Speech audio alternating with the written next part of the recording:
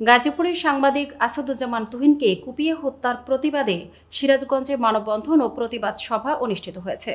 সিরাজগঞ্জ উল্লাপাড়া থানা প্রতিনিধি মোহাম্মদ সজীব আহমেদের তথ্যচিত্রে বিস্তারিত।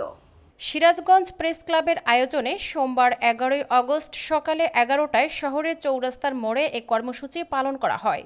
মানববন্ধনে সাংবাদিক নেতারা বলেন, প্রকাশ্যে একজন পেশাদার সাংবাদিককে নৃশংসভাবে কুপিয়ে হত্যা করা শুধু একটি হত্যাকাণ্ড নয়, একটি পুরো সাংবাদিক সমাজের নিরাপত্তার উপর সরাসরি আঘাত। তারা বলেন, এ ঘটনায় যারা জড়িত তাদের দৃষ্টান্তমূলক শাস্তি নিশ্চিত করতে হবে। সেই সঙ্গে সাংবাদিক সুরক্ষা আইন দ্রুততম সময়ের মধ্যে বাস্তবায়ন করার আহ্বান জানানো হয়।